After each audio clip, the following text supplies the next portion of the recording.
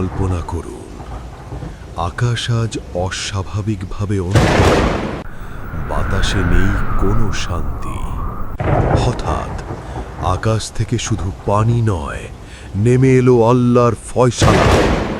একটি প্রশ্ন, যখন পুরো পৃথিবী পানিতে ডুবে যাচ্ছিল, তখন কে বাঁচবে আর কে হারিয়ে যাবে চিরতরে?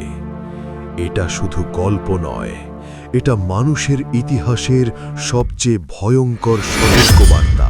ইতিহাসে এমন কিছু ঘটনা আছে যা শুধু গল্প নয়, মানবজাতির জন্য এক চিরন্তন শিক্ষা।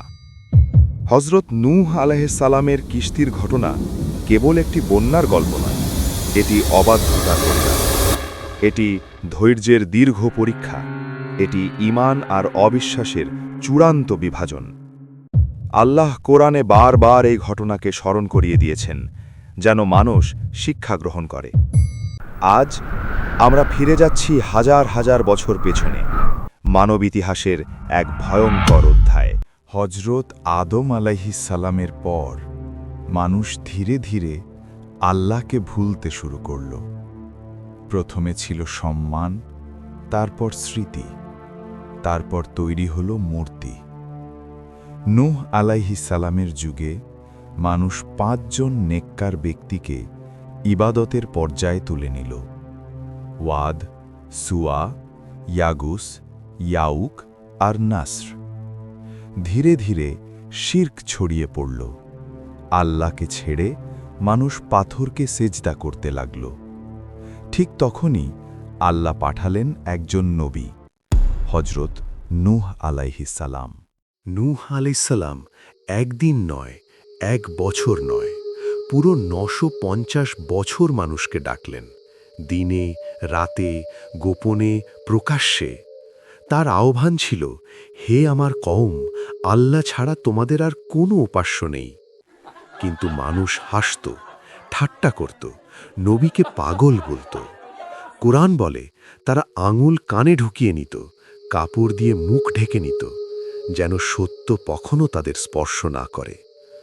সবচেয়ে কষ্টের বিষয়, তাদের মধ্যে ছিল নূহ আলাইহিসসালামের নিজের সন্তানও।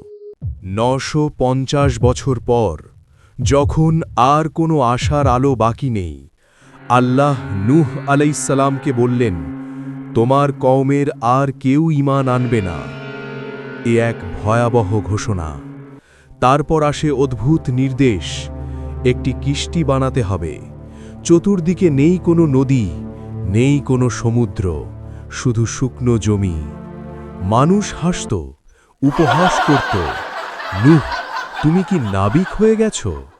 কিন্তু নূহ আলাইহিসসালাম জানতেন, এটা মানুষের কথা নয়, এটা আল্লাহর আদেশ। কিস্তি তৈরি হল আল্লাহর সরাসরি তত্ত্বাবধানে। একটি বিশাল কাঠামো, দৃঢ়, অটল, নিরাপদ। তারপর আসলো আরেক অদ্ভুত নির্দেশ, প্রতিটি প্রাণীর এক জোড়া তুলে নিতে হবে। অল্প সংখ্যক মুমিন বিশ্বাসে দৃঢ়, আর অন্য সবাই অহংকারে অন্ধ। ঠিক তখনই মাটি থেকে পানি ফুঁসে উঠতে শুরু করল, আকাশে জমে উঠল কালো মেঘ। হঠাৎ আকাশ খুলে গেল, পানি নামছে অবিরাম, নির্ভয়, ভয়ঙ্কর। পৃথিবী আর আকাশ দুদিক থেকেই পানি। ঢেউ পাহাড়ের মতো উঁচু, ঘর বাড়ি ভেঙে যাচ্ছে, মানুষ চিৎকার করছে, পালাচ্ছে, কিন্তু কোনো আশ্রয় নেই। নূহ আলাইহিসসালাম তার ছেলেকে ডাকলেন, হে আমার সন্তান, আমাদের সাথে ওঠো। সে বলল, আমি পাহাড়ে আশ্রয় নেব। ঠিক তখনই এক বিশাল ঢেউ বাবা ও ছেলের মাঝে দেয়াল হয়ে দাঁড়াল। কুরআনের ভাষায় সে ডুবে গেল। কিস্তি ভাসতে লাগল, আর পুরো পৃথিবী নিস্তব্ধ হয়ে গেল। দিন পরে পানি ধীরে ধীরে সরে গেল। কিস্তি থামল জুদি পাহাড়ে। নতুন মানবজাতির সূচনা হল। এই ঘটনা আমাদের শেখায়, নসবে নয়, ঈমানেই মুক্তি। সংখ্যায় নয়, সত্যে অটল থাকাই সফলতা। আজও মানুষ যখন আল্লাহর সতর্ক বার্তা উপহাস করে, নূহ আলাইহিস সালামের কিস্তি নীরবে প্রশ্ন করে, তুমি কোন দলে? সত্যের দলে নাকি অহংকারের?